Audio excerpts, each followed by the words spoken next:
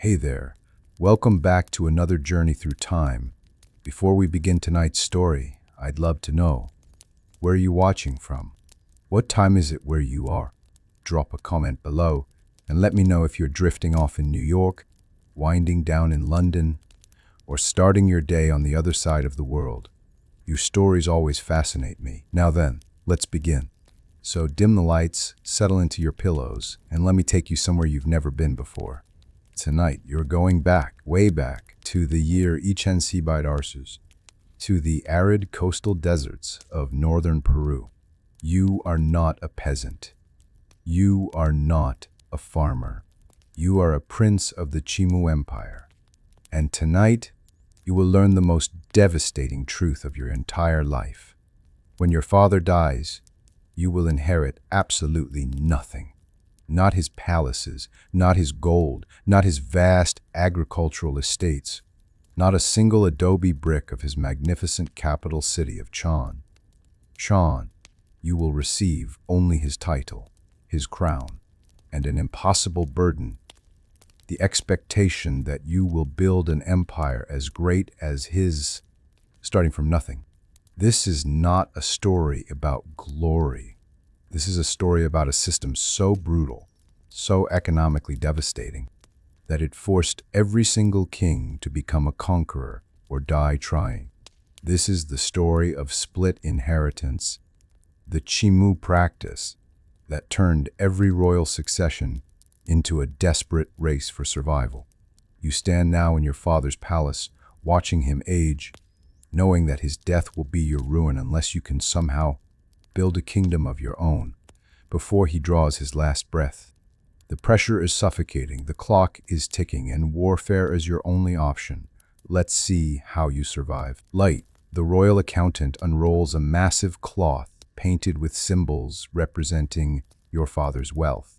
You see illustrations of terraced fields, fishing boats, warehouses filled with dried fish, storehouses of maize, herds of llamas numbering in the thousands, pyramids of gold ornaments, districts of Chan where tens of thousands live and work.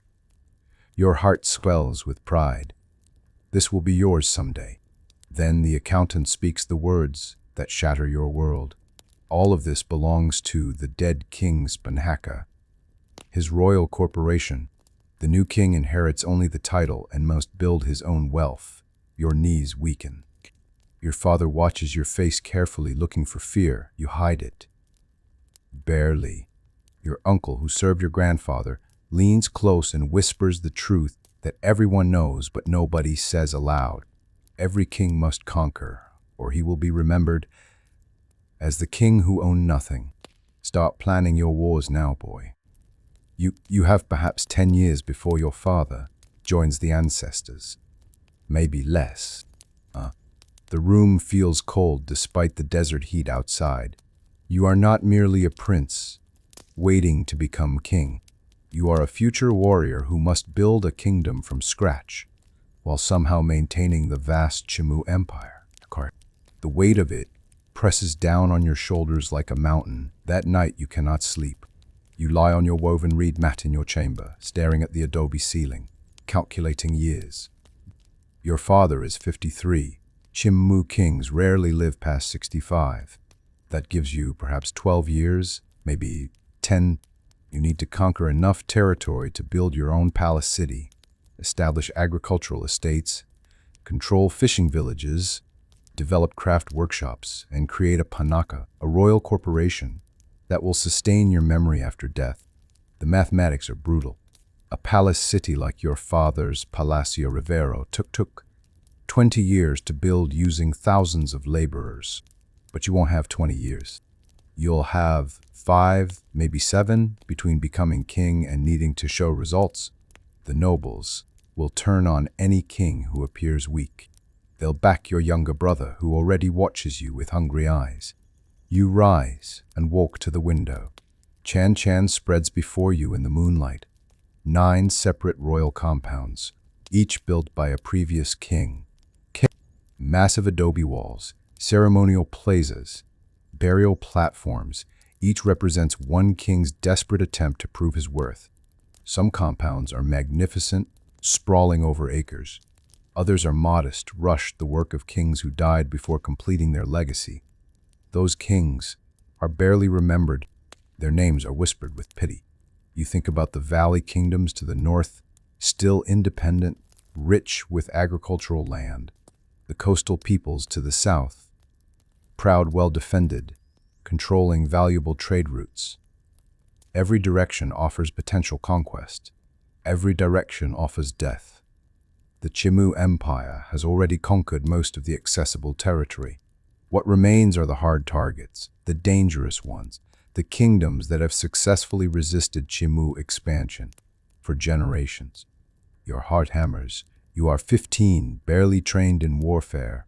Yet within a few years, you must become a conqueror capable of expanding the largest empire on the South American coast. The alternative is to be remembered as the king who owned nothing. But, or worse, to be overthrown by your own brother before you ever get the chance to fail. Your training begins the next morning. Your father wastes no time. If you are to conquer, you must first learn warfare. You stand in the military training grounds on the outskirts of Chan, surrounded by 50 young nobles, other sons of the elite, most older than you. They eye you with a mixture of respect and calculation. You are the crown prince, but that means nothing here. On the training ground, weakness is exposed immediately. The weapons master is a scarred veteran named Chiquitoy. He fought in your grandfather's northern campaigns and lost his left ear to a coastal warriors club. He shows no deference to your rank. A prince who cannot fight is just meat for enemy spears. He announces to the assembled trainees, "I've trained 4 crown princes. 2 died in battle. 1 was overthrown by his generals. The last became your father because he learned to kill efficiently. Your first weapon is the makana, a wooden club edged with sharp bronze. It feels heavy in your hands, unbalanced. Chiquitoy pairs you with a boy 3 years older, much larger. Fight, he commands. No ceremony, no ritual, just sudden violence. The older boy comes at you fast, his makana swinging for your ribs. You barely block the impact, jarring your arms. He strikes again, driving you backward. Your feet tangle. You fall hard onto the sand. The trainees laugh. Your face burns with humiliation. Chiquitoy hauls you up by your collar. Better to fall here than in battle. In battle, you don't get up. Again, the older boy smirks. You charge him, wild with anger. He sidesteps easily, trips you, and you eat sand a second time. More laughter. You rise, spitting grit, hands trembling with rage and shame. Good, Chiquitoy says unexpectedly. You're angry. Anger can be useful, but anger without technique is suicide. Watch him. Learn his patterns. Then kill him. For the next hour, you fall 7 more times. But on the 8th exchange, you see it. He always swings high first, then drops low. When he swings high, you duck, step inside his reach, and drive your makana into his knee. He collapses, howling. Chiquitoy nods once. Better. Only 700 more lessons to go. 6 months pass in blood and bruises. You train every morning until you can barely walk. The makana club becomes an extension of your arm. You learn the sling, the primary Chimu projectile weapon. Small stones become deadly in your hands at 30 paces. You practice until your shoulder screams, until you can hit a ceramic pot 9 times out of 10. The older trainees stop laughing. You've proven you can endure pain, that you can learn, that you won't quit. But warfare is not only combat. Your father summons you to his private chamber, a place you've rarely entered. Maps cover the walls. Not artistic renderings, but functional documents showing elevation, water sources, defensive positions. Your father has been planning conquest for decades. He traces a line along the northern coast. the Chasma Valley. Rich agricultural land, 3 rivers, population around 12,000, currently ruled by the Chasma Kingdom, descended from older peoples, fierce defenders of their independence. You study the map carefully. The valley is flanked by mountains on one side, ocean on the other, limited approaches. How many warriors can they field, you ask? Your father smiles slightly. You're asking the right questions. Perhaps 2,000 trained fighters, another 1,000 who can be armed in emergency. They have strong alliances with inland mountain communities. If you invade, expect reinforcements from the highlands. Your mind calculates. The Chimu standing army numbers about 20,000, but most are deployed maintaining order across the empire.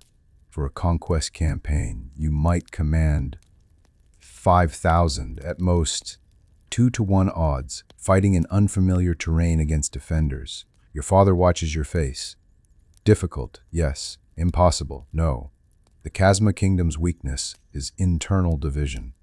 3 noble families compete for dominance. If you can turn one family against the others, the valley falls. If you simply invade, you'll bleed your army dry against their fortifications. This is your first lesson in strategy. Conquest is not about superior force.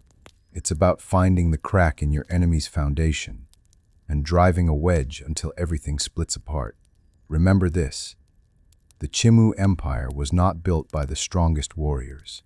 It was built by the most cunning diplomats who knew when to use warriors. You realize then that your education has truly begun. The training ground taught you how to kill. Your father is teaching you how to conquer. Your father sends you on your first diplomatic mission 6 months later. You are not yet king, but you must learn diplomacy before you inherit nothing but problems. You travel with a small retinue of 20 soldiers and 5 advisors to the Viru Valley, a smaller kingdom that pays tribute to the Chimu Empire.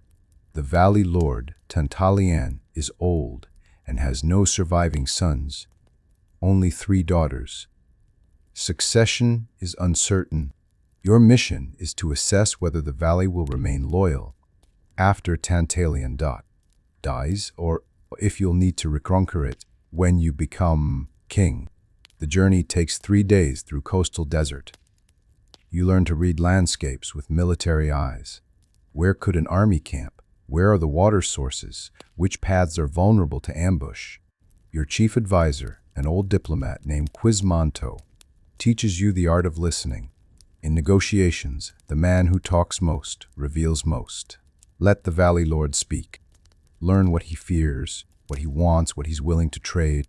Reinst, you spend 3 days in the valley, meeting each daughter, assessing their husbands, understanding the competing factions. One daughter is beloved by the farmers. Another controls the merchant families. The third has the backing of the valley's warriors. There is no perfect choice. Each option brings different problems. On the 4th day, you tell Tantalan your decision. You will support the daughter backed by the warriors because loyalty matters less than raw power when succession is contested. Tantalian nods slowly, a cold choice, but probably wise. You think like a king already. Pray you survive long enough to become one. You return to Chan to find your father declining. He has developed a persistent cough, and blood now flecks his lips when he clears his throat. The royal physicians burn herbs and offer prayers to the moon deity. But you can see the truth in your father's eyes. He knows he is dying. Perhaps 2 years remain, perhaps only 1. Your training intensifies. There is no more time for gradual learning. Your father summons you to witness an execution. A coastal lord from the Lambayak region was caught secretly negotiating with mountain kingdoms, attempting to form an alliance against Chima dominance. The man kneels in Chan Chan's central plaza, surrounded by thousands of witnesses. Your father, despite his weakening body, conducts the ritual personally. Betrayal cannot be tolerated. The empire holds together through fear as much as loyalty. Watch closely. The execution is slow, ceremonial. The traitor is strangled with a cord of braided llama wool, a traditional method that leaves no blood, keeps the body intact for burial. But it takes long minutes. The man's face purples, his legs kick, his fingers claw at the cord. You force yourself to watch without flinching. Your father expects this. When it's finished, your father turns to you and speaks loudly enough for the nearest nobles to hear. Mercy is a luxury only stable empires can afford. When you are king, the empire will be testing you. Show weakness even once, and the rebellions will bloom like flowers after rain. That night, you vomit behind your chamber. Not from physical disgust, you've seen death in training, but from the understanding that this will be your life. Constant vigilance, constant punishment, constant projection of strength even when you feel weak. The man executed today was someone's father, someone's husband. He had reasons for his betrayal, grievances that went unheard, but those reasons don't matter. Only power matters. Only the continuation of the empire matters. Your younger brother, Kyuchi, finds you there. He is 13, clever, ambitious. He says nothing, just hands you a cloth to wipe your mouth. You see the calculation in his eyes. He is measuring you, determining if you have the stomach for kingship. If you don't, he will position himself to replace you. The succession is not guaranteed. A weak heir can be set aside for a stronger sibling. The court is already watching, already judging. You straighten, meeting his gaze. The first execution is hardest, you tell him. Father warned me. It gets easier. You don't know if this is true, but you cannot show vulnerability. Not even to your brother. Especially not to your brother. He nods slowly, processing this. You've passed his test. For now, your 18th birthday arrives with unexpected news. Your father collapses during a royal ceremony. The physicians carry him to his private chambers, and for 3 days, no one is allowed entry except the high priest and your mother. You wait outside, preparing mentally for the succession. You have not yet conquered any territories. You have not yet built your own palace city. If your father dies now, you will become king of the Chimu Empire, while personally owning almost nothing. The nobles will sense weakness immediately. On the 4th day, your father emerges, thin, pale, but alive. He survived whatever crisis gripped him, but everyone knows this is temporary. He summons you immediately.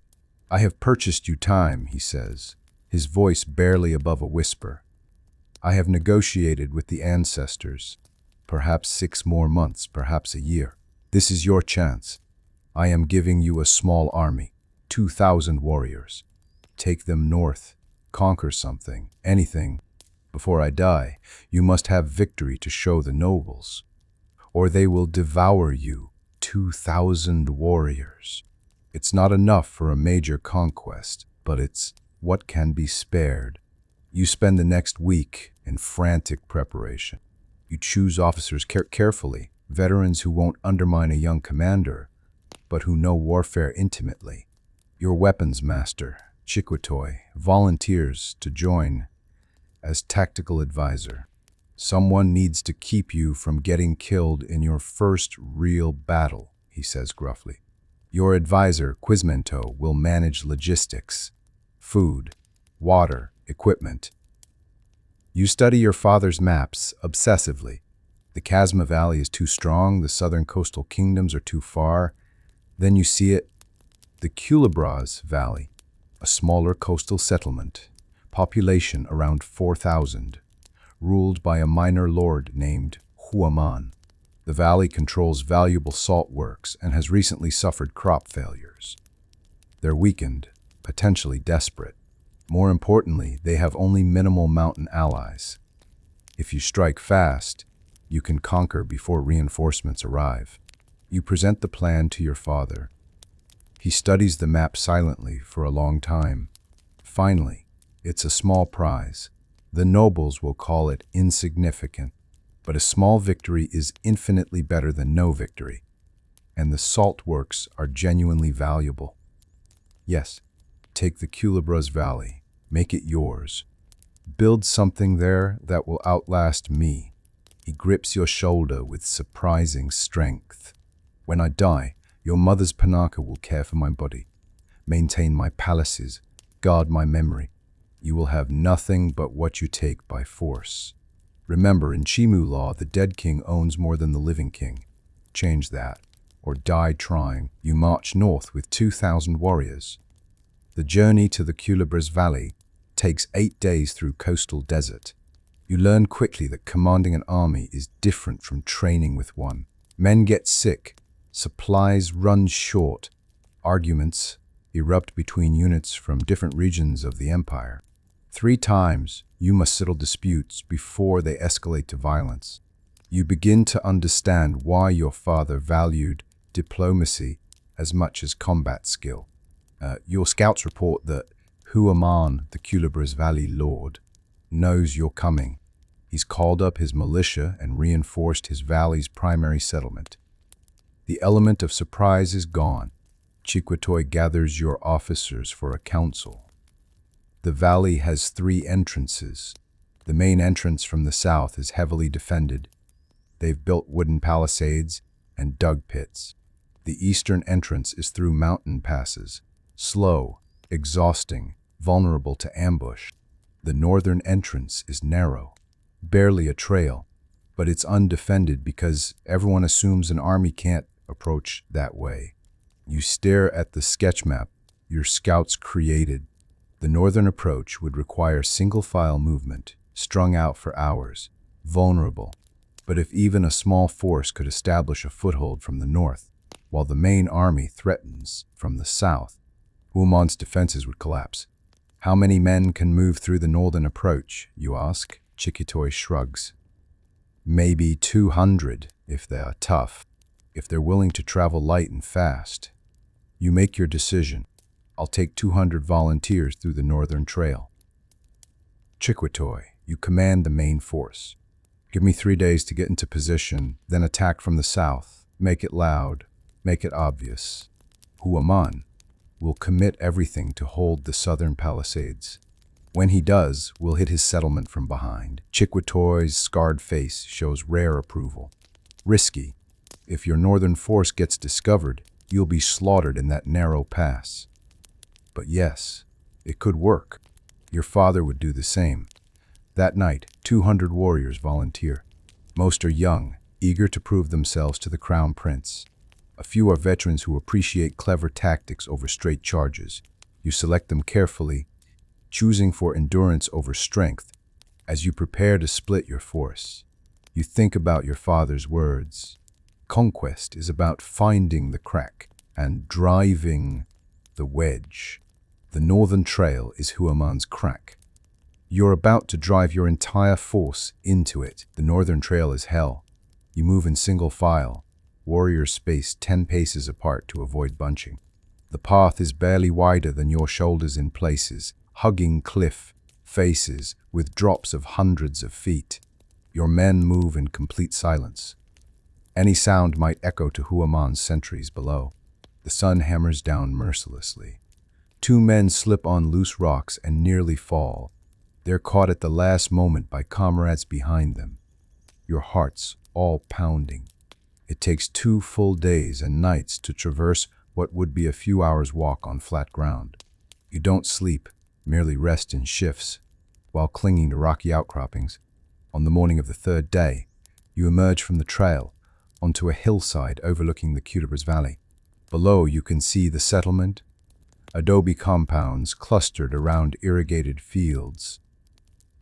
The salt works shimmer white in the distance, and most importantly, all of Huaman's warriors are gathered at the southern palisades, exactly where they should be. You wait until you hear the signal, war drums from Chiquitoy's southern assault. The sound echoes across the valley. Immediately, Huaman's warriors surge toward the southern defenses, abandoning the settlement to protect the fortified entrance. This is your moment. You lead your 200 down the hillside at a run. No war, cries. Not yet. Speed and surprise are everything. You reach the settlement's northern edge before anyone notices. An old woman sees you first, her eyes widening. She opens her mouth to scream. You raise your hand. A plea, not a threat. Don't, we're not here to harm villagers. But she screams anyway. Your warriors pour into the settlement. Civilians scatter, some fleeing to the fields, others hiding in their homes.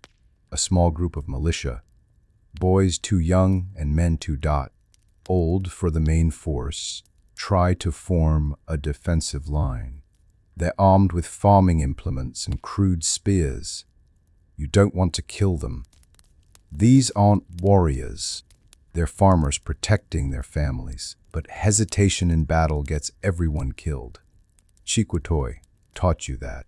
You charge the militia line not to kill but to break them. Your warriors do the same. The militia's line collapses in seconds. They flee or surrender. Within an hour, your 200 warriors control the settlement. You've taken the Culebras Valley with minimal bloodshed. Almost the northern trail is hell. You move in single file, warriors spaced 10 paces apart to avoid bunching. The path is barely wider than your shoulders in places, hugging cliff faces with drops of hundreds of feet. Your men move in complete silence. Any sound might echo to Huaman sentries below. The sun hammers down mercilessly. 2 men slip on loose rocks and nearly fall. They're caught at the last moment by comrades behind them. Your heart's all pounding. It takes 2 full days and nights to traverse what would be a few hours' walk on flat ground. You don't sleep, merely rest in shifts while clinging to rocky outcroppings. On the morning of the 3rd day, you emerge from the trail onto a hillside overlooking the Culebras Valley. Below, you can see the settlement, adobe compounds clustered around irrigated fields. The salt works shimmer white in the distance. And most importantly, all of Huaman's warriors are gathered at the southern palisades, exactly where they should be. You wait until you hear the signal, war drums from Chiquitoy's southern assault. The sound echoes across the valley. Immediately, Huaman's warriors surge toward the southern defenses, abandoning the settlement to protect the fortified entrance. This is your moment. You lead your 200 down the hillside at a run. No war, cries. Not yet. Speed and surprise are everything. You reach the settlement's northern edge before anyone notices. An old woman sees you first, her eyes widening. She opens her mouth to scream. You raise your hand. A plea, not a threat. Don't. We're not here to harm villagers. But she screams anyway. Your warriors pour into the settlement. Civilians scatter, some fleeing to the fields, others hiding in their homes. A small group of militia, boys too young and men too old for the main force, try to form a defensive line.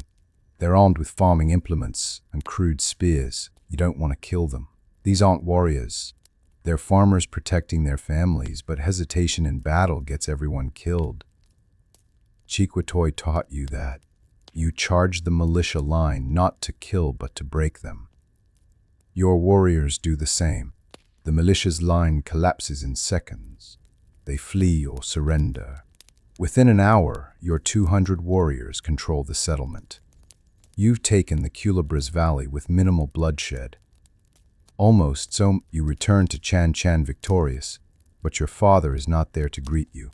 He died 3 days before your arrival, his body already prepared for burial, his palaces sealed, his panaka already beginning the eternal rituals of royal care.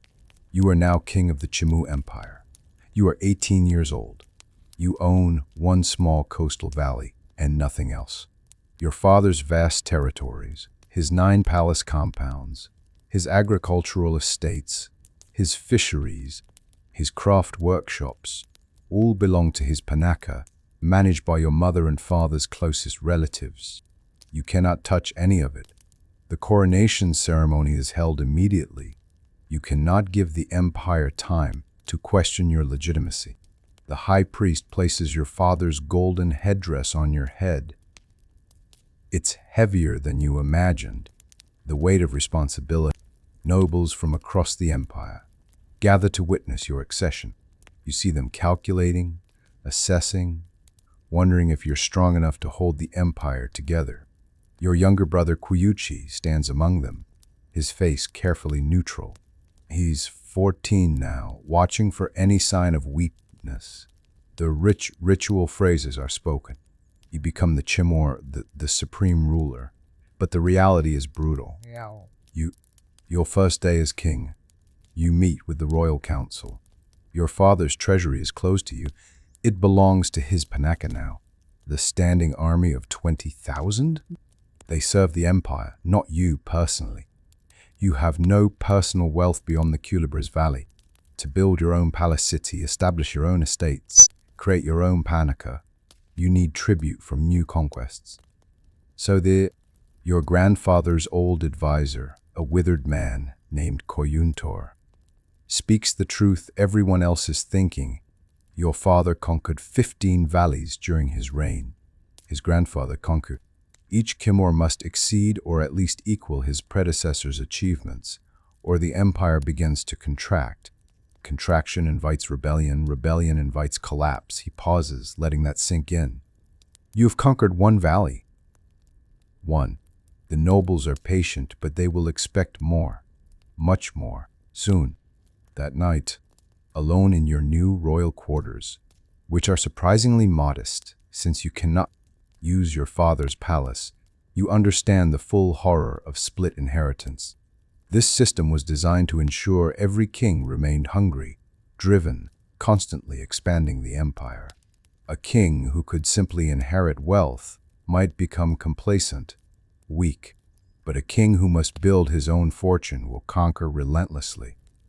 The system works, but the human cost is staggering.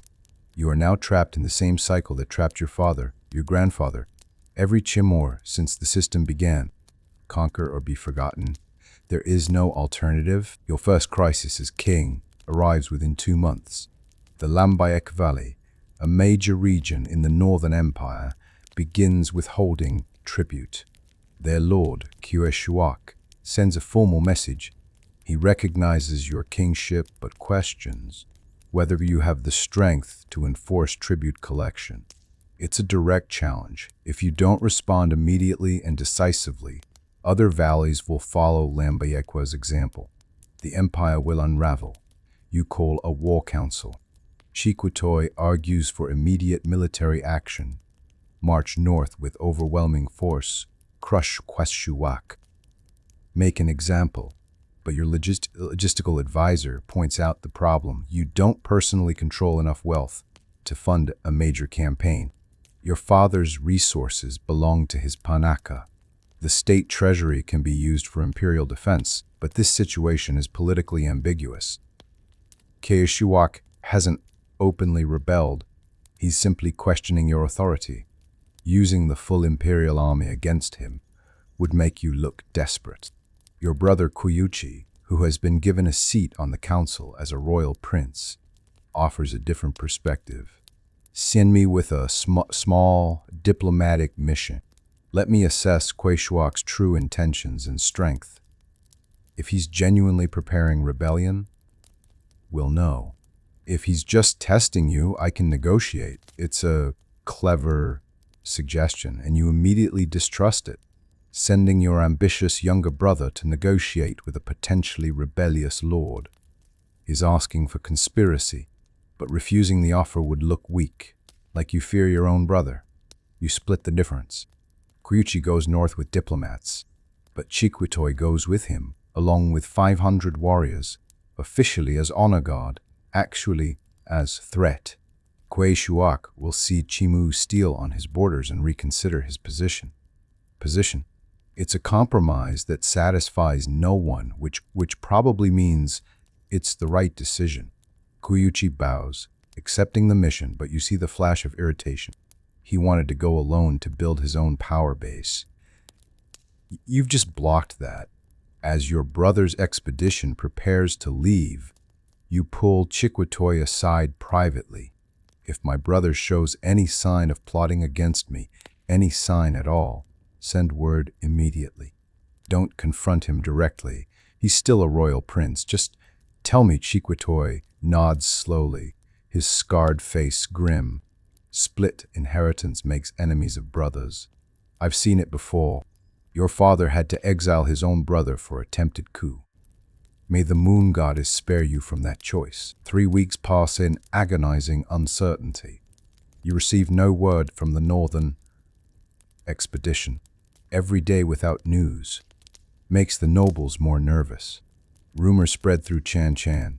Your brother has been captured, or he's switched sides, or he's raising an army to challenge your kingship. You maintain a facade of confidence while privately preparing for the worst. You move your personal warriors, now numbering about 800, drawn from the Culebras Valley and other loyal sources, into defensive positions around Chan. Then a runner arrives, exhausted from hard travel, bearing message cords, kippus with knotted strings that encode information. You summon your keeper reader to translate. The news is complex. Kuei Shuak was indeed preparing rebellion, secretly negotiating with 3 other northern lords. But when Kuyuchi arrived with 500 warriors, Kuei Shuak's allies lost their nerve. One lord betrayed the conspiracy, revealed everything to your brother. Kuyuchi arrested Kuei Shuak without bloodshed, secured the Lambayak Valley, and is currently extracting tribute that's 6 months overdue. Your brother handled the crisis perfectly. He's now a hero, praised by the northern lords, admired by the warriors. This is both good and terrible news. Good, because the rebellion is crushed without major warfare. Terrible, because your 14-year-old brother has just demonstrated he might be a better ruler than you. The nobles notice. At the next council meeting, several advisors suggest giving Kuyuchi permanent governorship of the Northern Territories, a position that would give him independent power base. You understand the trap. If you refuse, you look petty and insecure. If you agree, your brother builds enough power to challenge you. You need a solution that rewards Kuyuchi without making him too strong.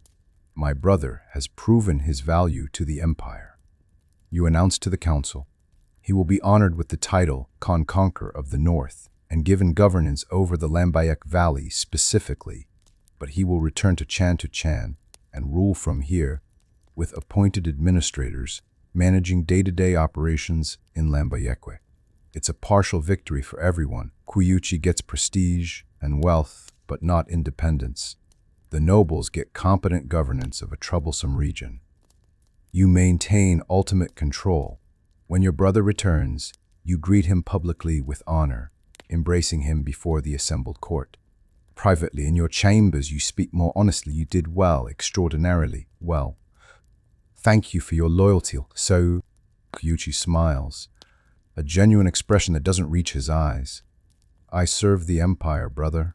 Always. Neither of you believes the other, but the useful fiction maintains peace. For now, you are now 19 years old and desperate. You have been king for 1 year, and you have not yet begun building your own palace city. Every previous Chimor started construction within their first year. The nobles whisper. The priests express concern. You are running out of time. The Culebras Valley produces tribute, yes, but not enough to fund a palace city. You need more conquests. You need them now. You return to your father's maps. Most easy targets are gone. Your ancestors conquered them. What remains are the hard cases. Your eye falls on the Moche Valley, south of Chan. It's a large, prosperous valley with ancient heritage. The Moche people who lived there centuries ago left massive adobe pyramids, including the famous Huaca del Sol. The current inhabitants are proud, well-organized, and number around 15,000. Taking the Moche Valley would be a major victory. The kind of conquest that proves your legitimacy. It would also be expensive, bloody, and risky. Chiquitoy is blunt. You don't have the resources for this campaign. You'd need at least 5,000 warriors, supplied for 3 months.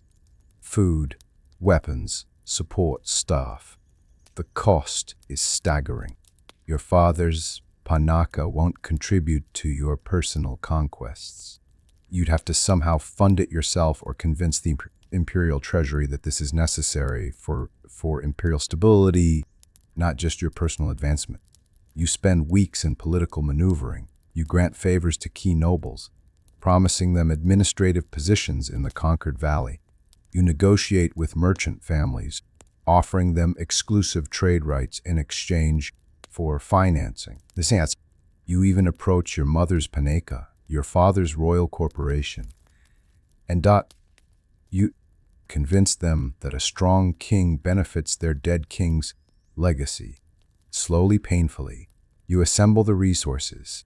The campaign will leave you personally indebted to dozens of powerful families. But you have no choice.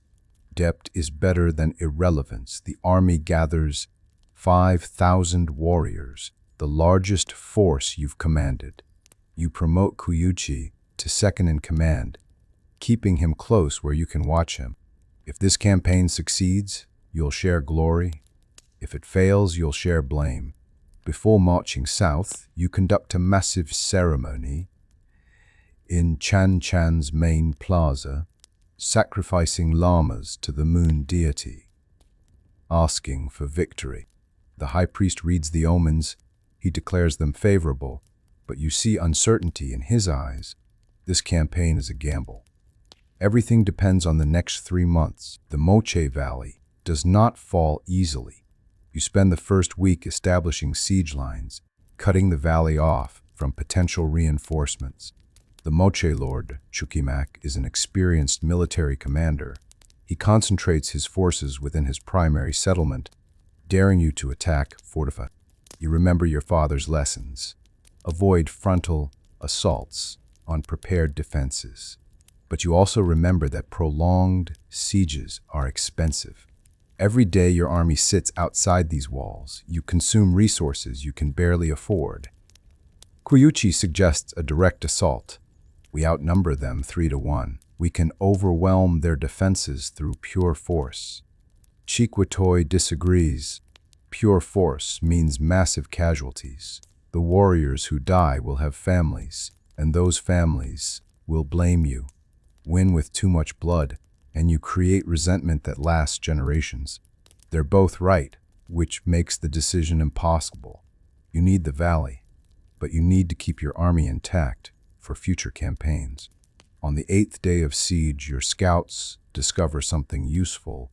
The Moche settlement has 3 water sources, 2 wells within the walls, and 1 irrigation channel from the river. That channel enters the settlement through a narrow culvert, barely 3 feet high. Chukimak has placed a metal grate over the culvert, but your scouts believe it's old, possibly corroded. If you could block that channel, the settlement would rely solely on its 2 wells, insufficient for 15,000 people during the dry season. You design a risky night operation. 50 warriors, including yourself, will swim up the irrigation channel, tear out the grate, enter the settlement through the culvert, and open the main gates from inside. It's the kind of audacious plan your father would attempt. It's also potentially suicidal.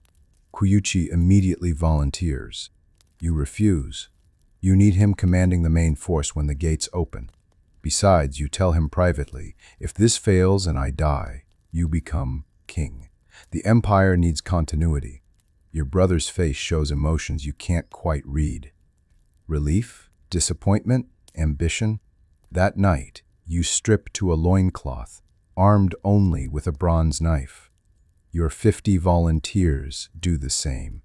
You wade into the cold water and begin swimming against the current toward the settlement. The culvert is claustrophobic, pitch black, the rushing water constantly threatening to drown you. Halfway through, one warrior panics and tries to turn back. He creates a blockage, others pile up behind him. You force your way forward, grab him, and with brutal practicality, hold his head underwater until he stops struggling. His body floats past as you continue. You've just killed one of your own men to save the mission. The other warriors see. They understand.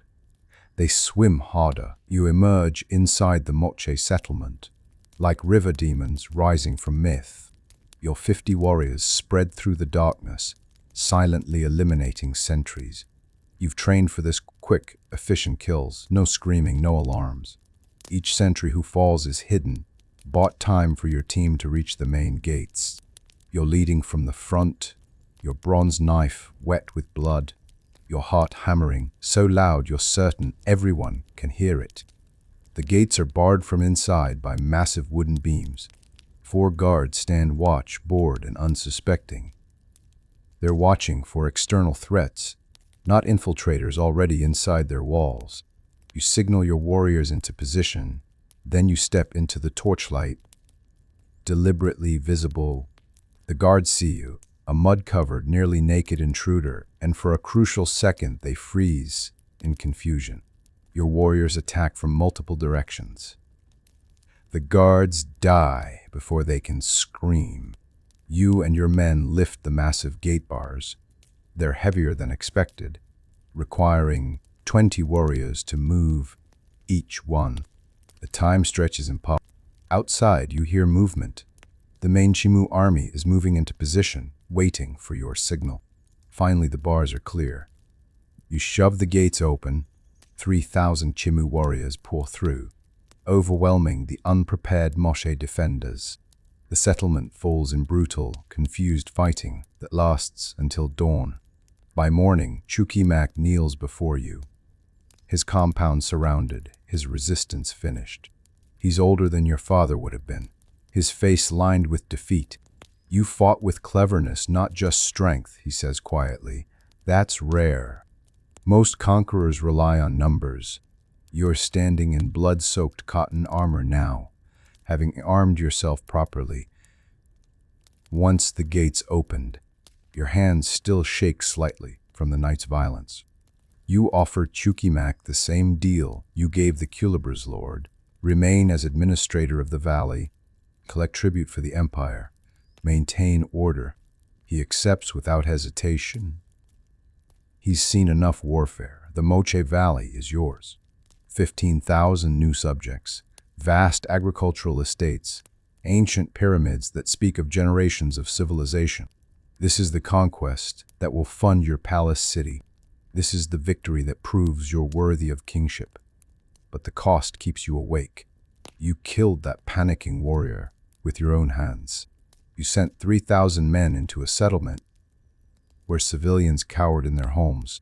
The sun rises on your victory, and all you can think about is the warrior floating dead in the culvert, the expression of betrayal on his face as you drowned him. You are 20 years old, and construction finally begins on your palace city. You choose a location within Chan Chan, adjacent to but distinct from your father's compounds. The site covers 20 acres, modest compared to your grandfather's sprawling complex, but respectable for a young king.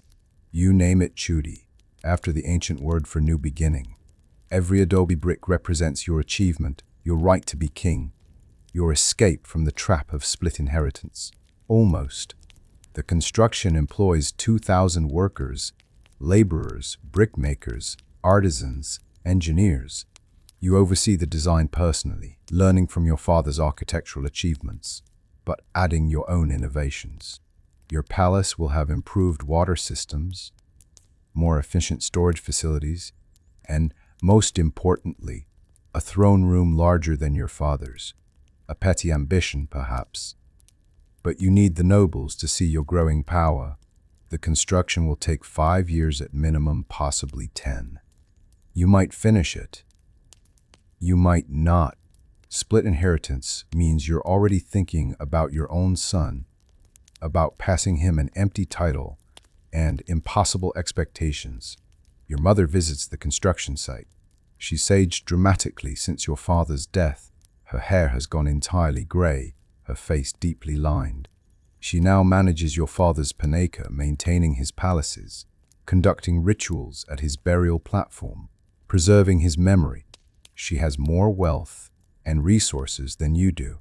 This is the fundamental absurdity of your situation.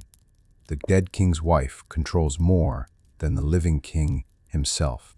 Your father would be proud, she says, walking through the foundation trenches. The Moche Valley conquest was bold, risky but bold. That's the Chimu way. She pauses at what will become the central courtyard. But you know what comes next, don't you? Every Kimor faces it. You build your palace city, establish your panaka, secure your legacy, and then you die. Your son inherits your title and nothing else. He'll stand where you're standing now, looking at empty land, calculating how many wars he must fight to prove himself worthy. The cycle continues forever. You've thought about this constantly. Could it be changed? What if I declared that my wealth passes to my son along with my title? What if I broke the pattern? Your mother's laugh is bitter. Your nobles would never accept it. Split inheritance serves them. It keeps every king dependent on their support, desperate for their resources. A king who inherited his father's wealth might ignore the nobles, might rule independently. They won't allow that. Neither will your brother. He's positioning himself to succeed you. If you falter, neither will the priests. They benefit from managing the dead king's panakas. The system serves everyone except the king himself. She takes your hand, a rare gesture of affection. So you conquer, you build. You create something that outlasts you. Not for yourself, you'll be dead, but because that's what it means to be Chimor. You're not just a king, you're a link in a chain, stretching back generations and forward into an unknown future. Every palace city in Chan Chan represents one king's desperate attempt to matter, including yours. Your brother attempts his first coup when you are 21. It's subtle, carefully planned, and you almost miss it. Kuyuchi has spent the past 3 years building relationships with northern nobles, using his position as conqueror of the north to create a network of loyal supporters. He's been generous with his share of tribute from Lombayek Valley, funding feasts and ceremonies that make him popular among younger nobles. Frustrated with your cautious approach to expansion, Iscaa Kuichi enters confidently, suspecting nothing. Kuyuchi enters confidently, suspecting nothing. You're direct. I know about your meetings with the northern nobles. I know about your plans. Don't insult me by denying it. His face goes carefully blank. You continue before he can respond. Here's what's going to happen. You will take command of a major military campaign. I'm sending you to conquer the Chasma Valley. Remember Father's maps? That valley, he said, would require careful strategy. You're going to take it for me, for us, for the Empire. Kuyuchi stares, trying to understand the trap. You explain, the Chasma campaign will take at least a year, possibly 2. During that time, you'll be far from Chan Chan, unable to plot with the nobles. If you succeed, you'll return a hero with legitimate glory earned through service. If you fail, you don't finish the sentence, he understands. Failure in battle is a permanent solution to your problem. Of course, if you refuse this command, I'll have to question your loyalty to the Empire. Publicly, the brilliance of your trap, Kuyuchi can't refuse without appearing disloyal, but accepting sends him into dangerous warfare that might kill him. If he survives and succeeds, his power is channeled into legitimate military achievement rather than internal plotting. He sits silently for a long time, working through the implications. Finally, when do I march? You smile, though there's no warmth in it. 3 weeks. I've already begun assembling your army. After he leaves, You allow yourself to shake. You just gambled your brother's life, your family's unity, and potentially the empire's stability on a single strategic move. If Kuyuchi returns successful and still rebellious, you'll have created an even more dangerous enemy. But you had no better options. Split inheritance doesn't just pit kings against nobles. It turns brothers into rivals, family into threat. Kuyuchi marches north with 4,000 warriors. You've given him substantial resources, partly because you genuinely want the Chasma Valley conquered, partly because you don't want accusations of sending him to certain death. Your advisors think you're being too generous to a potential rival. Maybe they're right, but you remember being 18, commanding your first campaign, drowning a panicking warrior in a culvert. Everyone deserves a chance to prove themselves. Even dangerous brothers, with Kuyuchi gone, you focus on your palace city. Shudi's walls are rising steadily. You've designed it with military efficiency, stronger fortifications than your father's compound, better sight lines, defendable even against internal threats. You're planning for a future where your own son might need to hold this compound against his siblings. Split inheritance makes enemies of family across generations. You're now experienced enough in governance to understand the empire's fundamental problem. It's too large. The Chimu Empire stretches over 600 miles of coastline, dozens of valleys, hundreds of thousands of subjects. Maintaining control requires constant military presence, constant threat of force. Every valley pays tribute because they fear Chimu reprisal, not because they feel loyalty. If the Chimu military ever weakens, the empire will fragment in weeks. This keeps you awake at night. Your father conquered 15 valleys. You've conquered 2, Culebras and Moche. You need more. The nobles expect more, but every conquest stretches the empire thinner, makes it harder to defend, increases the probability of simultaneous rebellions that you can't suppress fast enough. You're in a trap you must conquer to prove your worth, but conquering makes the empire less stable. There's no good solution, only the least terrible option. You're 22 when news arrives from the Chasma campaign. Your brother has won, against significant odds, with clever tactics reminiscent of your own Moche Valley campaign. Kuyuchi took the Chasma Valley in 11 months. Casualties were relatively light. The Valley Lords submitted without prolonged siege. It's a brilliant victory, exactly what you wanted and exactly what you feared. Your brother returns a genuine military hero. The homecoming is elaborate. You greet Kuyuchi publicly with full honors, embrace him before the assembled court. Praise his achievement. Privately, you're calculating. He's proven himself as capable as you. More importantly, he's proven he can command loyalty from warriors and nobles. The coup threat hasn't disappeared. It's just been postponed. That night, at a private family dinner, your brother, your mother, you speak honestly for the first time in years. We can't keep doing this, you tell Kuyuchi. This mutual suspicion, this constant positioning, either we find a way to work together, or one of us will eventually kill the other. Probably me killing you since I have the crown, but maybe the other way if you're clever enough. Your mother gasps at your bluntness. Kuyuchi goes very still. Then, surprisingly, he laughs. I was thinking the same thing. This is exhausting. What do you propose? You and your brother negotiate a pact. Kuyuchi will govern the northern territories, legitimately this time, with clear authority, while you focus on the core empire and southern expansion. He'll have independence, but within defined limits. Any conquest he makes will be credited to your reign, ensuring your historical legacy while allowing him genuine power. It's not perfect, but it's workable. More importantly, it's honest.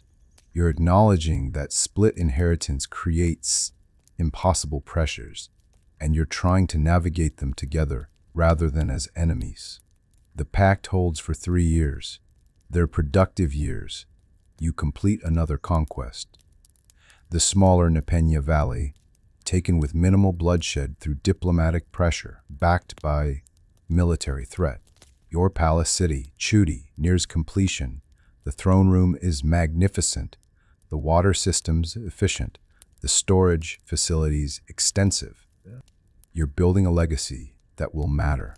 Your brother, meanwhile, solidifies northern control, improving infrastructure and increasing tribute collection without triggering rebellions. He's proving himself as administrator as well as warrior. You're 25 when everything changes. A runner arrives from the highlands with impossible news. A new empire is rising in the mountains. The Inca, centered around their capital, Cusco, have begun rapid expansion. They've conquered valley after valley in the highlands, using a sophisticated military system and a policy of incorporating conquered peoples into their empire. They're moving toward the coast. They're moving toward Chimu's territory. Your immediate reaction is dismissal. Highland empires rarely threaten coastal powers. The geography doesn't favor it. The Andes Mountains are a brutal barrier. The coastal highland transition favors defenders. Your advisors agree. The Inca may be powerful in the mountains, but the coast is different terrain, different warfare, different logistics. Still, you send scouts to assess the threat. What they report is concerning. The Inca army is massive, well-organized, and led by an emperor named Tupac Inca Yupanqui, who appears to be a military genius. You face a strategic decision. Do you prepare for possible Inca invasion, diverting resources from internal development and further coastal conquests? Or do you dismiss the highland threat and continue your current policies? Your brother argues for immediate military preparation. Your older advisors counsel patience, arguing the Inca are years away from threatening the core Chimu territories. You compromise, increase border defenses in the highlands, station more troops in eastern valleys, but continue coastal expansion. It seems prudent. It may be a fatal miscalculation. Your mother dies that year. She's been declining for months. The strain of managing your father's panaka, the grief of widowhood, the weight of age. You conduct the funeral personally, placing her beside your father in his burial complex. With her gone, your last direct link to your father's wisdom disappears. You're now fully alone in your kingship, guided only by your own judgment and the uncertain date. You are 27, and the Inca threat becomes real. Inca armies, led by Tupac Inca Yupanqui himself, descend from the highlands into Chimu frontier territories. Your eastern valleys fall rapidly. The lords there, accustomed to paying tribute to distant Chan, switch allegiance to the closer, more powerful Inca Empire. You mobilize the Chimu army, but you're facing a strategic nightmare. The Inca fight differently than coastal peoples. They use massive infantry formations, sophisticated supply lines, and a policy of offering generous terms to those who surrender, while utterly destroying those who resist. Your first major battle against the Inca is a disaster. You command 8,000 warriors against an Inca force of similar size in the Huamachuco region.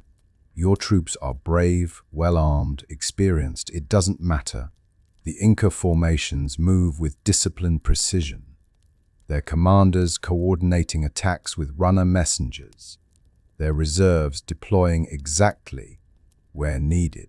Your Chimu forces, accustomed to more individualistic coastal warfare, break under the pressure. You retreat with 4,000 survivors, 50% casualties in a single day. It's the worst military defeat in Chimu history. Chan panics. Nobles who praised you as conqueror now whisper that you're incompetent against highland warfare. Several lords from remote valleys openly discuss whether to submit to the Inca before the Chimu Empire collapses entirely. Your brother Kuyuchi brings his northern forces south, joining your army with his 3,000 warriors. Together, you have perhaps 11,000 effective troops against an Inca force that seems to grow daily as more highland peoples join Tupac Inca's campaign. You hold a war council in your palace city, Shudi, finally completed just in time to serve as headquarters during an existential crisis. The bitter irony isn't lost on you. You spent years building this palace to prove your worth as Chimor, and now you might be the last Chimor, the king who loses the empire. Your advisors split between those advocating continued resistance and those suggesting negotiated surrender. Kuyuchi is adamant. We fight. The Chimu Empire doesn't surrender. Not to Highlanders, not to anyone. But Chikwitoy, now old and worn from decades of warfare, speaks the hard truth. We can't win a military victory. The Inca are too strong, too organized. But we might negotiate terms that preserve Chimu autonomy within an Inca framework. Tupac Inca has been generous to defeated enemies who submit without prolonged resistance. If we fight to the death, he'll make an example of us. If we negotiate now, from a position of only partial weakness, we might save something. You spend that night alone in your throne room, the magnificent chamber you designed, staring at the walls you built with tribute from conquered valleys. Tomorrow, you must decide, resistance or submission. There's no good choice, only degrees of terrible outcome. You think about your father, your grandfather, all the Kaimors who conquered and built and expanded the empire. Will you be remembered as the king who lost everything, or the king who made the hard choice to preserve what he could? You choose negotiation. It's the hardest decision of your life, but you believe it's the right one. You send emissaries to Tupac Inca Yupanqui requesting terms for Chimu submission to Inca overlordship. The response arrives within weeks. Tupac Inca will accept Chimu surrender if you travel to his camp personally, submit in person, and agree to marry your daughter, when you have one, to Inca nobility to seal the alliance. It's humiliating. It's also survivable. You accept. Ralich, it's better terms than you expected. But then comes the catch. However, you and your primary family must relocate to Cusco. You'll govern Chimamu territories from the imperial capital. Your children will be raised as Inca nobility, speaking Quechua, worshipping Inti the sun god, integrated into our empire. The Chimu will persist as a cultural region within the greater Inca Empire, but it will never again be independent. You negotiate minor points. Your brother Kuyuchi can remain in Chan Chan. As administrator, certain traditional practices can continue, but the fundamental reality is clear. The age of Chimu independence has ended. You return to Chan Chan to announce the terms. The reactions are mixed. Relief from those who feared total destruction. Anger from those who wanted resistance to the death. Resignation from most who understand there was no better option. Your brother takes the news hard. You're giving away everything our ancestors built. Every conquest, every palace city, every drop of blood spilled to create this empire. You're making it all meaningless. You understand his anger, but you don't agree with his conclusion. No. I'm ensuring the Chimu legacy survives. Yes, within an Inca framework, but survives. If we'd fought to destruction, there would be nothing. This way, our irrigation systems continue, our craft traditions persist, our people live. That's not nothing. You are 28, and you're preparing to leave Chan Chan forever. The terms of Chimu submission require your relocation to Cusco within 3 months. You spend this time securing what you can, appointing administrators, negotiating with local lords, ensuring that the transition to Inca oversight happens smoothly. Your priority is protecting your people from the worst consequences of conquest. You succeed? Mostly. The Inca proved to be efficient, but not unnecessarily cruel overlords. Your palace city, Shudi, stands complete, but will never truly be yours. The irony is overwhelming. You spent a decade building this monument to your kingship, and you'll live in it for only a few months before abandoning it to Inca administrators. Your mother was right about split inheritance. You build something that outlasts you, but you never get to enjoy it. The difference now is that the system itself has ended. You'll be the last Chimor to worry about split inheritance, because there will be no more independent Chimu Empire to split. Your brother refuses to come with you to Cusco. Someone needs to stay and preserve what we can, he argues. You suspect his real motivation is that he hopes to foment rebellion once you're safely distant in the Inca capital. You don't stop him. Maybe he's right to hope. Maybe future generations will shake off Inca rule and restore Chimu independence. More likely, he'll live out his life administering a province of someone else's empire, watching Inca influence gradually erase the distinct Chimu identity he's trying to preserve. Before leaving, you conduct one final ceremony at your father's burial platform. You speak to his preserved body, a one-sided conversation with the dead that helps you process your choices. I don't know if you would approve of what I've done. Submission instead of resistance. Survival instead of glory. But I saved lives, Father. Thousands of lives. The Chimu people will continue, even if the Chimu Empire won't. I hope that matters. Your wife, you married 3 years ago, a political match with a noble family, is pregnant with your first child. The timing is caused. Your son or daughter will be born in Cusco, raised as Inca nobility, speaking Quechua instead of Muchik, worshipping Inti instead of the moon deity. Your child will never know independent Chimu culture, except through your stories. Split inheritance is dead, but so is everything it was meant to protect. The day of departure arrives. You walk through Chan Chan one final time, visiting each palace city built by your ancestors. 9 massive compounds, each representing one king's desperate attempt to matter. Your Chudi compound makes 10. You wonder if there will ever be an 11th, or if you're truly the last bot. The Inca have promised that Chimu cultural traditions will be respected, but you know how empires work. Within 2 generations, the distinct Chimu identity will blur into the larger Inca culture. Your grandchildren might not even remember. They're descended from the Chimor dynasty. You climb onto the royal litter that will carry you to Cusco. Your wife sits beside you, her hand finding yours. "What are you thinking?" she asks quietly. You look back at Chan Chan, the city of your birth, your father's legacy, your own desperate monument to existence. "I'm thinking," you say slowly, "that we were all trapped by split inheritance. Every king forced to conquer, forced to build, forced to prove ourselves worthy. Maybe ending that cycle is actually freedom, even if it came through defeat." The journey to Cusco takes 6 weeks. You travel through territories that were Chimu, then contested, then Inca. The transformation of the landscape is remarkable.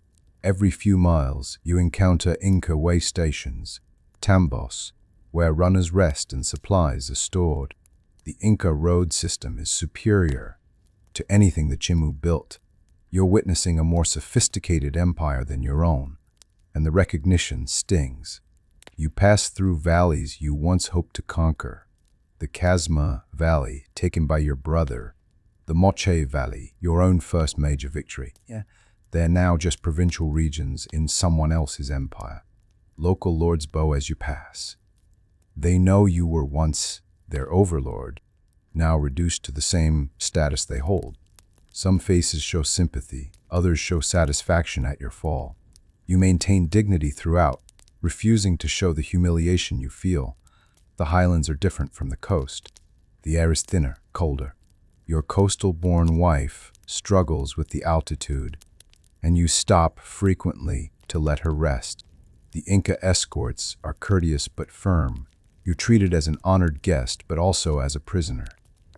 You're not free to change course or delay beyond necessity. One night, camped in a highland valley, you stare at stars brighter than any you've seen on the coast. This is your life now, a foreigner in a foreign land, governing your people by Inca proxy. You think about splitting areas constantly. The system that dominated your entire life is simply gone, ended by conquest rather than reform. Your child will never face the pressure you faced, to conquer, to build, to prove worthiness through expansion. Is that liberation or loss? You genuinely don't know. The system was brutal, but it also drove the Chimu Empire to greatness. Without that pressure, would your ancestors have built Chan Chan's magnificent palaces? Would they have developed sophisticated irrigation systems? Or would they have remained a minor coastal kingdom? Your wife goes into labor in a highland village, weeks before you reach Cusco. It's too early. The stress of travel, the altitude, the anxiety, the local midwives do what they can. But childbirth in ancient Peru is dangerous, even under ideal conditions. Your wife labors for 2 days. You sit outside the birthing chamber, helpless, listening to her screams. On the 3rd day, the midwife emerges. Your wife lives the baby. A daughter does not. You hold your wife as she weeps, and you realize you're weeping too. Not just for the lost child, but for everything. The empire, the independence, the future you'd imagined, all of it gone. You arrive in Cusco 2 weeks later. The Inca capital is breathtaking and intimidating in equal measure. The city is built with precision. The Chimu never achieved. Massive stone blocks, fitted so perfectly that no mortar is needed. The Temple of the Sun dominates the city, its walls covered in gold sheets that shine blindingly in the mountain sunlight. Cusco makes Chan Chan look primitive by comparison. You understand now why you lost. The Inca didn't just have military superiority. They had organizational, architectural, and administrative superiority. Tupac Inca Yupanqui receives you formally in his palace. The ceremony is elaborate, designed to show both respect and dominance. You're given a residence in Cusco, a fine house by any standard, but modest compared to your palace city in Chan Chan. You're assigned Inca advisors who will assist you in governing Chimu territories. The fiction is that you remain the Chimor. The reality is that you're a provincial administrator with a fancy title. Your first administrative task is reviewing tribute requirements. The Inca system is sophisticated. Every province is assessed based on productive capacity, and tribute is calculated to maintain the province while extracting surplus. It's more efficient than the Chimu system, which often overtaxed conquered valleys until they rebelled. You realize the Inca Empire will probably last longer than the Chimu Empire did, precisely because it's better organized. This should comfort you.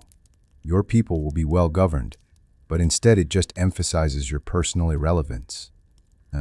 You're 30 years old when your wife becomes pregnant again. This time, you ensure she has the best care Cusco can provide. Inca physicians, experienced midwives, all the resources of the imperial capital. The pregnancy progresses well. Your son, yes, a son, is born healthy and strong. You name him Chumun, a traditional Chimu name clinging to cultural identity in subtle ways the Inca allow. But your son is raised in Cusco, surrounded by Inca culture. He learns Quechua as his first language. He worships Inti, the sun god. He plays with Inca noble children and barely distinguishes himself from them. When you try to teach him about Chimu history, about Chan Chan, about the empire you once ruled, He listens politely, but without real interest. To him, you're just his father, not a displaced king, not the last Chimor of independent Chimu Empire. Just a provincial administrator who tells boring stories about the past. The heartbreak is gradual but total. You're watching Chimu cultural identity dissolve in real time, starting with your own family. Everything's split inheritance was designed to preserve. The driving ambition, the martial culture, the constant expansion is simply erased by Inca incorporation. Within 2 generations, scholars won't be able to distinguish Chimu nobility from general Inca nobility. Your palace cities will be tourist curiosities, architectural wonders whose political meaning has been forgotten. You are 35, and word reaches you from Chan. Chan, your brother is dead. Kuyuchi died, attempting to organize a rebellion against Inca rule. The uprising failed before it truly began.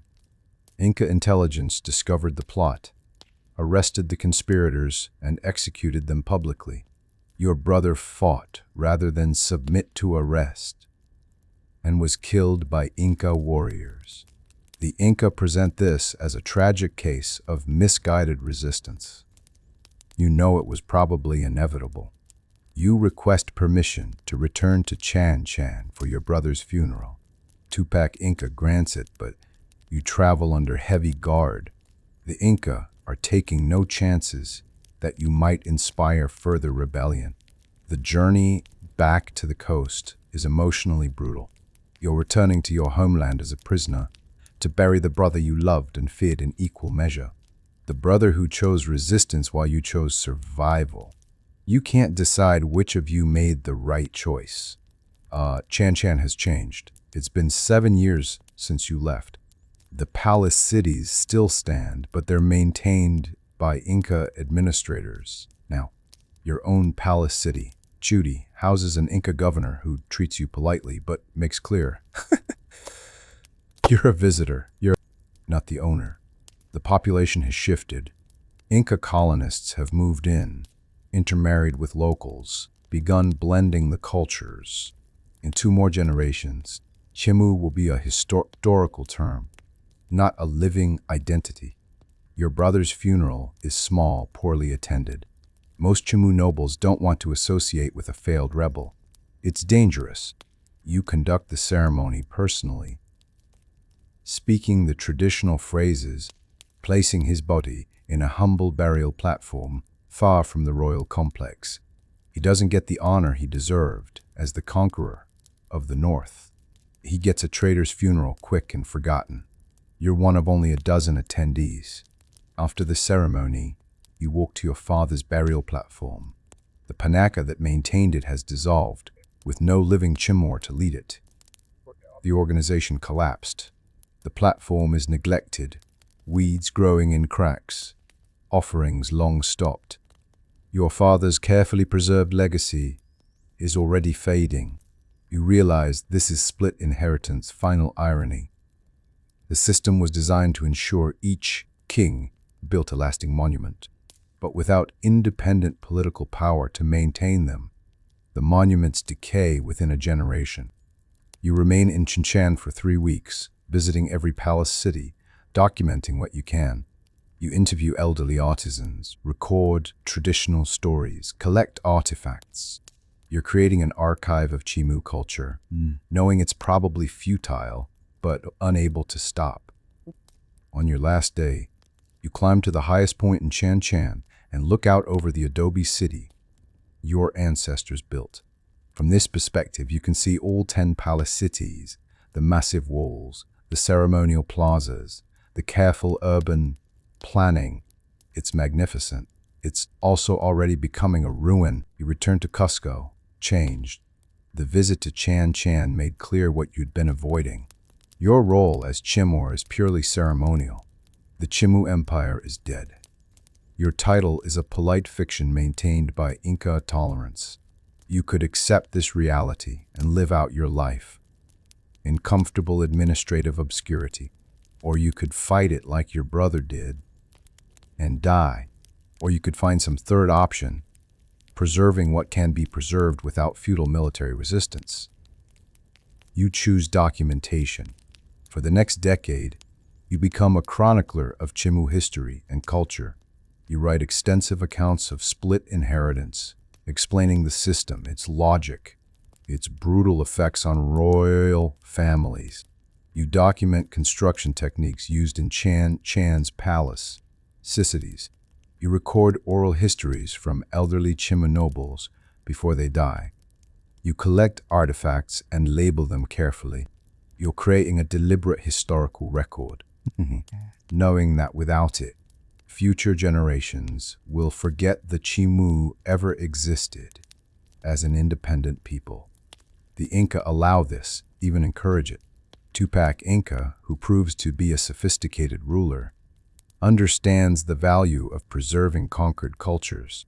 He visits your residence once, reviews your chronicles, and nods approvingly. The Inca Empire will last 1,000 years, he says confidently. But we honor the peoples who came before us. Your work ensures the Chimu story survives within our greater story. You thank him politely while internally screaming that you wanted your own story, not a footnote in someone else's. Your son, Chumun, grows into a young man thoroughly integrated into Inca society. He serves in the Inca military, distinguishing himself in campaigns against southern kingdoms. He marries an Inca noblewoman. He speaks Quechua exclusively, has forgotten almost all the Muchic language you tried to teach him. When you show him your chronicles, he's politely interested, but doesn't truly understand why it matters to you. We're Inca now, father, he says gently. Holding on to the past just makes you sad. The Chimu were great, but their time passed. Why not embrace the present? You want to rage at him, but you can't. He's adapted successfully to the reality you're still fighting. He has a good life, opportunities, respect. He's happy. Isn't that what parents want for their children?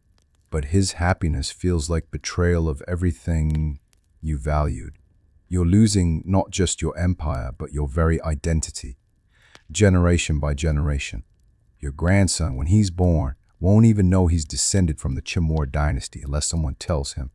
And why would anyone tell him? What benefit is there in claiming descent from defeated kings?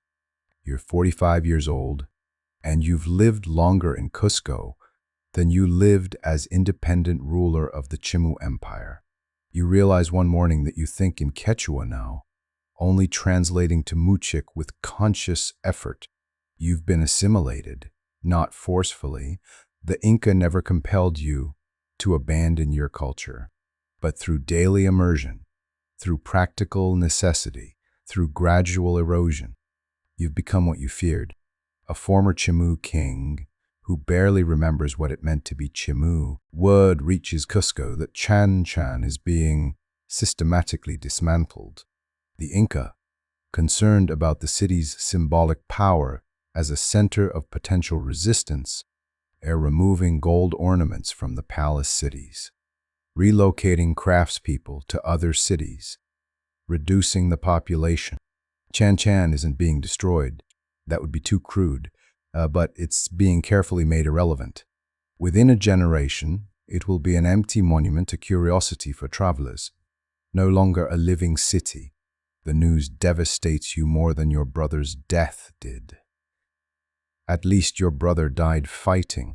Chan is dying slowly, deliberately, without even the dignity of resistance.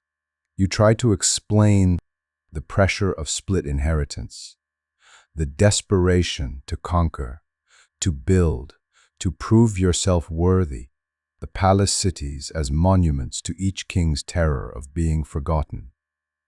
He listens politely but clearly doesn't understand. To him, these are just interesting ruins, not the physical manifestation of an entire culture's driving anxiety. Must have been hard, he says finally, then returns to his administrative duties. You watch him walk away, and you realize you're speaking a language he literally cannot comprehend. The cultural context that made your words meaningful has evaporated. That night, you sleep in your old chamber in Chuti, or try to. The roof leaks now. Bats nest in the corners. The room that once represented your achievement, your escape from having nothing, is now just a decaying building. You lie on the floor where your sleeping mat once rested and stare at the crumbling ceiling. You think about all the Kaimors who came before you, each one building his palace city, uncertain his legacy would endure. They were all wrong. You were all wrong. In the end, split inheritance guaranteed nothing except suffering. You return to Cusco to die. You're 63 when your body finally begins its final decline. A persistent fever that no physician can cure. Weakness that grows daily. A cough that produces blood. You're dying of age, essentially the accumulation of stress and grief and displacement, finally overwhelming your physical resilience. Your son tends to you carefully, but you can see he's also relieved. Your obsession with Chimu heritage has been an uncomfortable burden on him. Your death will free him to be fully Inca without guilt. You dictate your final chronicle entries to a scribe. You want to ensure the complete story is recorded.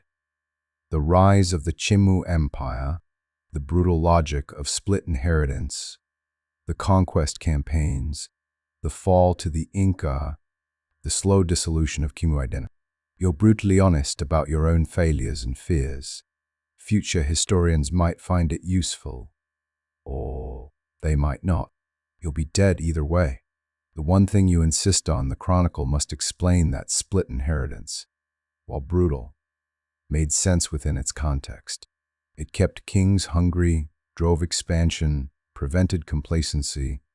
It also destroyed families and guaranteed each king lived in terror.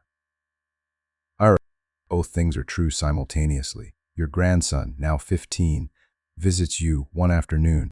He's a fine young man, serving in the Inca administration, completely integrated. He asks about your life, genuinely curious for the first time.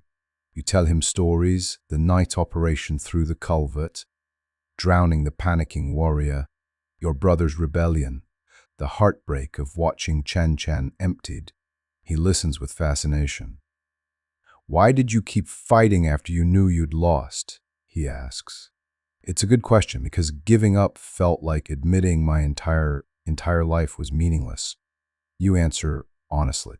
Every conquest, every palace I built, every sacrifice I made, if I accepted that the Chimu Empire was simply gone, that my kingship didn't matter, then what was it all for?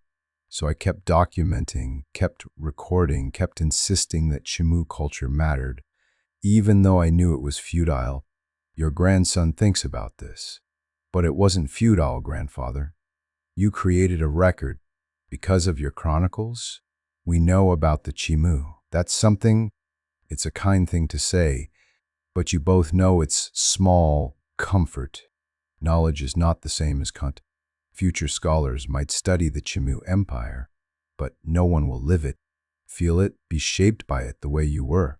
The culture is dead, preserved only in academic form like a butterfly pinned to a board, visible but lifeless. 2 days before your death, Tupac Inca visits your sickbed. He's old now too, your contemporary, both of you nearing the end. You've been a loyal provincial governor, he says formally. The Inca Empire appreciates your service. Then, more personally, I'm sorry it had to be this way. You were born to rule, and instead you spent 30 years administering forms. That can't have been the life you imagined. You nod weakly. But, he continues, your chronicles will outlast both of us. The Inca Empire will last 1,000 years, and your Chimu story will be part of that 1,000 years. That's a kind of immortality. You want to argue it's not the immortality you wanted, but you're too tired. And maybe he's right. Maybe being remembered as a footnote in someone else's empire is better than not being remembered at all. Maybe you die 3 days later peacefully. In your sleep, your son conducts a proper funeral, hybrid Inca Chimu ceremony that acknowledges both cultures. You're buried in Cusco, not Chan Chan. Your grave is modest, marked with a simple stone that identifies you as provincial governor of Chimu territories. No mention of being the last independent Chimor. That title is already forgotten, or perhaps deliberately omitted. Your son doesn't want reminders of defeated independence. He wants integration, acceptance moving forward. Your chronicles are archived in the Inca Imperial Library. They sit on shelves alongside records from dozens of other conquered peoples. Huanca, Chachapoyas, Cañari, all the kingdoms absorbed into Inca expansion. Your desperate documentation of Chimu culture becomes just one more administrative record, valuable to historians, but lacking the living cultural power you'd hoped to preserve. The Inca prove efficient archivists. Your work is carefully maintained. It just doesn't matter in the way you wanted it to matter. Your grandson inherits your few remaining possessions, artifacts from Chan Chan, some gold ornaments, your personal copies of the chronicles. He keeps them respectfully, but they're curiosities to him, not sacred objects. When he has children of his own, he tells them stories about their great-grandfather, who was once a king. The stories become simpler with each telling, losing nuance and context, until they're just entertaining tales about an old man who lived in ruins and wrote obsessively about the past. Within 3 generations, your descendants don't even know which kingdom you ruled. Chimu is just a word associated with the ruined adobe city on the coast that travelers sometimes visit. Chan Chan continues its slow. The Inca maintain minimal presence, but without active population or maintenance, the adobe walls begin eroding. The sophisticated water systems clog and break. The geometric friezes fade. The palace cities remain structurally sound. Adobe is durable in the dry coastal climate, but their shells, empty monuments to kings whose names are being forgotten. Your palace city, Chudi, fares better than most, simply because it was the last built, newest construction. But even Chudi is visibly aging. By the time your grandson is an old man. The Inca Empire, as Tupac Inca predicted, seems eternal. It controls vast territories from modern Ecuador to Chile. A sophisticated administrative system manages millions of subjects, and the road network connects the empire with unprecedented efficiency. Your chronicles are occasionally consulted by Inca scholars interested in pre-Inca civilizations.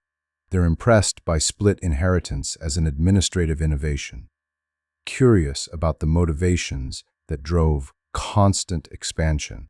Some scholars suggest the Inca should adopt similar practices. The suggestion is rejected. The Inca preferred direct hereditary succession and Don Pile to see the value in forcing each emperor to rebuild from nothing. Ironically, your life's work becomes most valuable long after your death, when Spanish conquistadors arrive and begin destroying Inca records. Your chronicles, written before the Spanish conquest, preserve information about both Chimu and early Inca culture that would otherwise be lost entirely. But that's centuries in your future. You die, believing your work was probably futile, never knowing it would eventually prove valuable in ways you couldn't imagine. Decades pass. The world continues without you. Your son dies peacefully in his 70s. His last years spent managing Chimu territories efficiently for the Inca Empire. He's remembered as a competent administrator.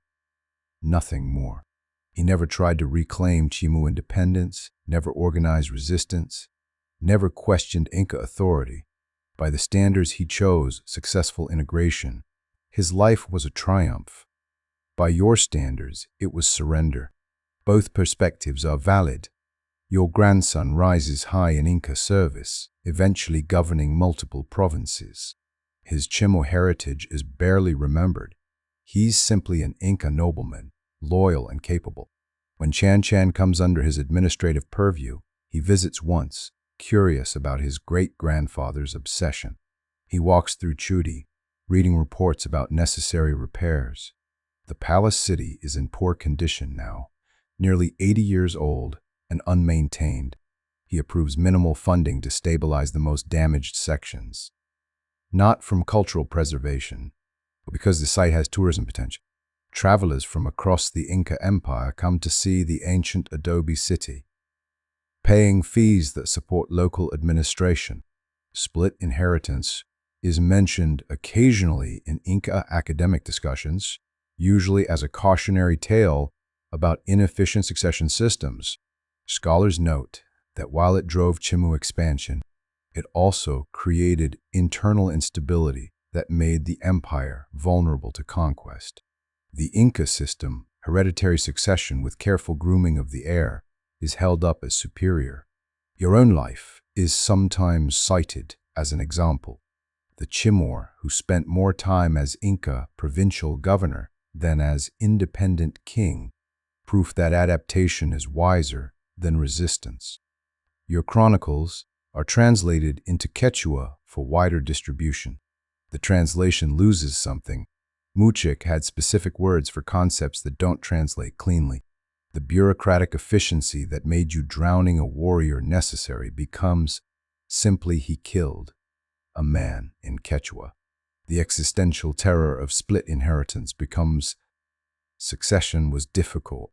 The nuances that made your story meaningful in Chimu context evaporate in translation.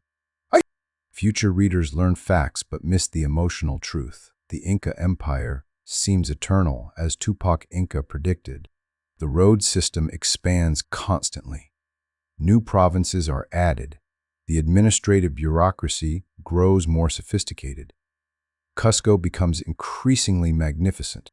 The Temple of the Sun is covered in more gold. The royal palaces rival anything the Chimu ever built. And in a bitter twist, the Inca begin practicing their own form of split inheritance. When an emperor dies, his palaces and possessions are maintained by his family's panaka, while the new emperor must build his own. The system you suffer under has been adopted by your conquerors. Apparently it works well enough to be worth the human cost. But there are warning signs. The empire is growing too fast, like the Chimu Empire did. Provinces on the edges are restive. The administrative system is becoming unwieldy.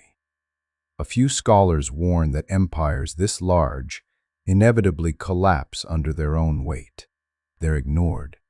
The Inca are certain they've solved the problems that destroyed previous empires. They're wrong. Within a century of your death, Spanish conquistadors will arrive. The Inca Empire, which seemed eternal, will collapse in a decade. Your chronicles, preserved in Inca archives, will survive. One of the few native records to do so, eventually helping future historians understand both Chimu and Inca civilizations. Centuries pass. Chan deteriorates further but never completely disappears. The dry coastal climate preserves adobe better than rainwood, so the basic structures survive even as details erode. By the Shubath century, Chan is considered an archaeological curiosity. European travelers visit on scientific expeditions, sketch the ruins, speculate about the builders.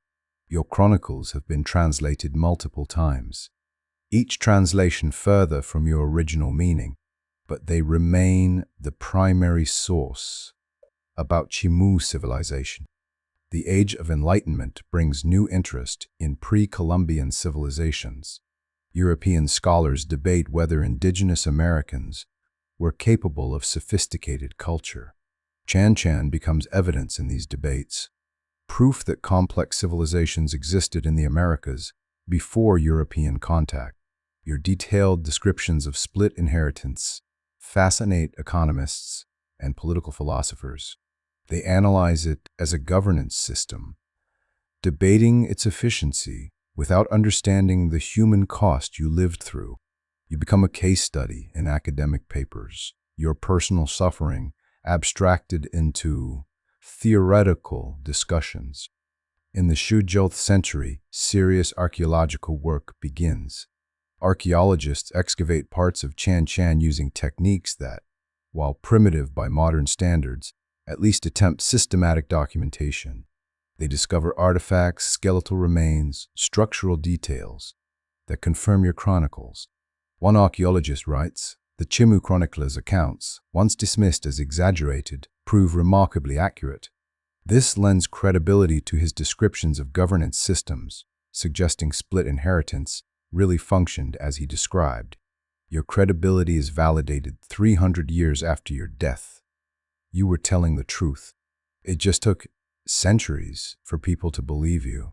Your palace city, Chudi, becomes the most studied compound because it's the best preserved, last built, least looted.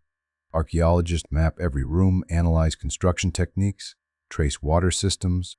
They realize you were a sophisticated engineer, as well as a desperate king. The throne room where you wrestled with impossible decisions becomes an archaeological diagram labeled Principal Elite Chamber. The courtyard where you walked with your mother becomes Central Plaza, possibly ceremonial function. The personal meaning is completely gone, replaced by academic terminology.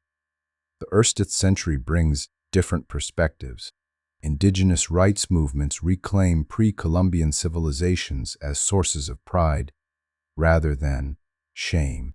Chimu heritage becomes something to celebrate, not hide. People in the region identify as Chimu descendants, though cultural continuity is purely symbolic.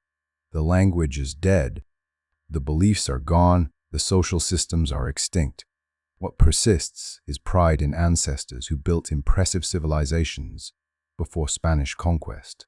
You become a symbol of indigenous resistance and achievement, which would probably amuse you given that you surrendered rather than fought to the death. Modern Peru designates Chan Chan a UNESCO World Heritage Site. International Resources Fund preservation efforts. Archaeologists, conservators, and historians work to stabilize the ruins, document everything, create educational programs. Millions of tourists visit annually, walking through Chudi, photographing the geometric friezes, marveling at the scale.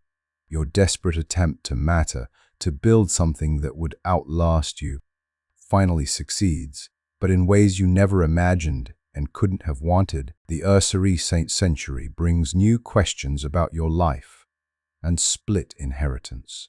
Modern scholars, using your chronicles as primary sources, analyze the system with sophisticated tools. Economic historians calculate the costs of constant conquest. Psychologists study the mental health impacts of inherited trauma and impossible expectations. Political scientists compare split inheritance to other succession systems. Your personal experience becomes data in academic research. Your suffering quantified and analyzed. Climate scientists study Chan Chan as evidence of ancient civilization adapting to coastal desert conditions. Your water management systems, described in your chronicles and visible archaeologically, are analyzed as sophisticated responses to water scarcity. Some engineers suggest modern communities facing climate change could learn from Chimu irrigation techniques. Your palace city, built with desperate personal ambition, now teaches lessons about sustainable architecture in arid environments. Utility you never intended, meaning you never imagined. DNA studies of skeletal remains from Chan Chan trace population movements, disease impacts, and even family relationships. Researchers identify individuals who might be your relatives, siblings, cousins, perhaps even your father or brother, though they can't prove specific identifications. Your genetic heritage, mixed with countless others over 5 centuries, persists in modern coastal Peruvian populations. You have descendants, though the connection is so diluted and untraceable that it's meaningless. Your biological legacy survives. Your cultural legacy is more. Digital reconstruction technology allows archaeologists to create virtual models of Chan Chan as it appeared when occupied. Visitors can wear VR headsets and walk through Chudi as it looked when you built it.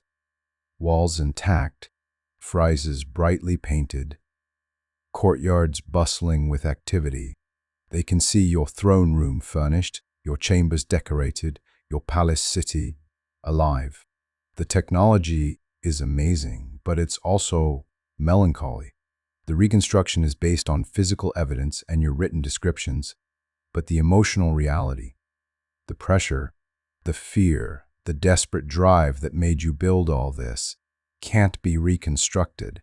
The VR shows what Chudi looked like. It can't show what it felt like to be you, Raikud. So here we are, at the end of your story. You were born into an impossible system, fought to survive it, built something that outlasted you, lost everything to conquest, spent decades trying to preserve what couldn't be preserved, and died believing you'd mostly failed. But you didn't fail, not completely. Chan Chan still stands. Your chronicles are still read. Your name, though most people get it wrong, is still known. The Chim of civilization, which would have been forgotten entirely without your documentation, is now taught in schools and studied in universities worldwide. Was split inheritance worth it? From a human perspective, absolutely not.